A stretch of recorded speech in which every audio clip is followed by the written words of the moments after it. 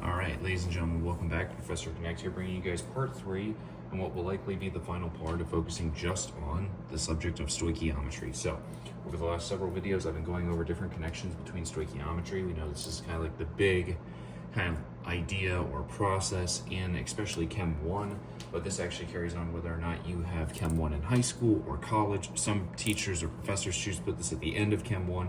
I'm choosing to put it here because I actually like to use stoichiometry as a building off point. And so, stoichiometry, the process is up here. We've talked about this process several times before. And today, what we're going to talk about is how to go between moles and atoms. So we're actually going to go through the whole process, but going also to these different points. Now remember, the conversion to go between moles and atoms is actually listed down below here. This is Avogadro's number. This is 6.022 times 10 to the 23rd. This is how many atoms are in 1 mole. So this is the number of atoms per 1 mole. So I usually make my own students memorize this number because it is a mathematical constant. It is one that just always will be used. So if you guys want to pause the video, we can write down this example. But the very first thing we should look at is this equation balanced? So I'm just trying to add more to this as we go.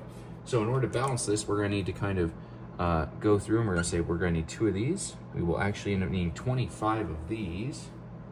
We'll need 16 carbon dioxides, and we will need 18 dihydrogen monoxides or water. So there we go. Now we have a balanced chemical equation. From here, you need to start going through that process of asking yourself, what do you start with? Well, it's a pretty straightforward example. We start with a pretty straightforward question, 837.4 grams. We start with this many grams of C8H18. And what are we going to? We want to get to molecules, which actually is the same thing as atoms. They are kind of 1 for 1 in this case. We're wanting molecules of H2O. So I always like kind of going through and setting up this whole process, right? I like to say, well, I'm starting with my 837.4 grams. That's my gram amount. I put it over 1. And you can break this up as many steps as you can break this up in as many steps as you would like. You don't have to break this up. You can do it all in one go. I'm gonna have to break this off that way I don't run off my screen. But essentially, we're gonna first convert this to moles. So for every 1 mole, I divide this by the molar mass.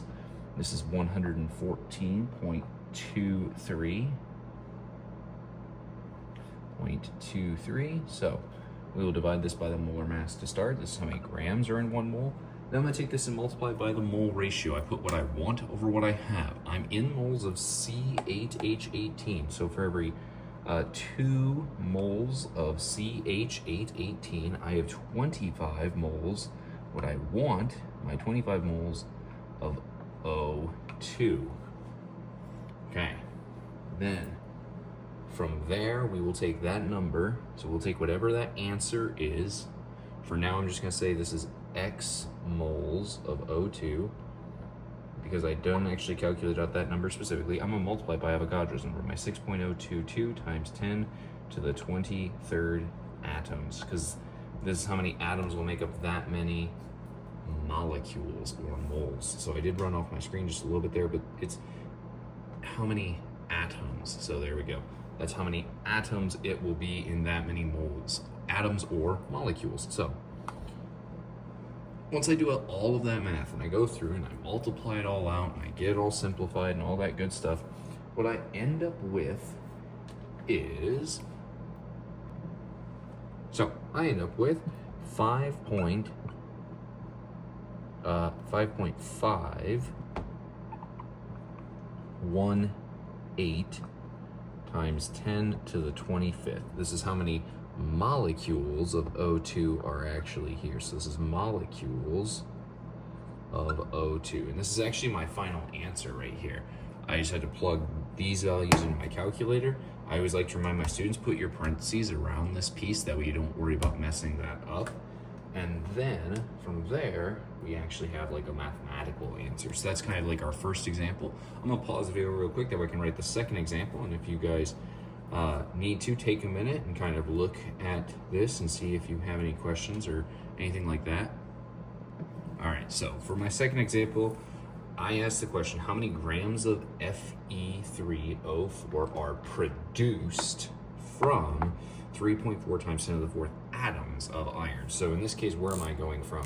Well, I'm going from iron to, I'm going from iron to Fe3O4, which is going to be an iron oxide variant, and I'm going to go through this equation. Obviously, the first thing I need to do is I need to balance out my equation.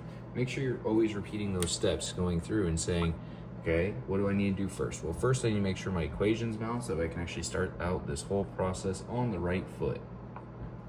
Once I have my equation all balanced, then what I can do is I can actually start working through some of this math, okay? Now, keep in mind, if you can identify where you're coming from and where you're going to, all you have to do is go through this chain again. So what am I starting in? I'm starting in grams. So I'm actually gonna start all the way over. Or actually, I'm not starting in grams. I'm sorry. That's what I want to go to. I want to go to grams of B. It says how many grams of this are produced from. So this is where I'm starting from, is this many atoms. So I'm actually starting in atoms. There we go. So I take my 3.2 times 10 to the fourth. This is atoms. Notice this is atoms of Fe. So I'm starting in atoms of Fe. So the very first thing I need to do, as crazy as this is going to sound, I need to divide by Avogadro's number. I need to divide by 6.022 times 10 to the 23rd. That way my atoms will cancel on bottom. That way I have 1 mole on top. This will translate me from atoms of A to moles of A. Then I'm going to take that and go to my mole ratio. My mole ratio, well, what do I have moles of? This is moles of iron.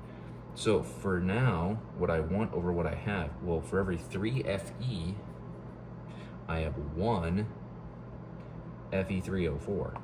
Remember, those are my moles, okay? And then my last piece here is I need to multiply this by the molar mass. And we know how to find the molar mass, right? I'm gonna remind you guys one more time. We're gonna go through and we're gonna find the individual mass of every single atom inside of a compound. So Fe3O4, I'm gonna take how many irons, 3, plus how many oxygens, 4, and I'm gonna find each of their masses and add them all together. When I dealt this math earlier, I ended up with 159.69 grams.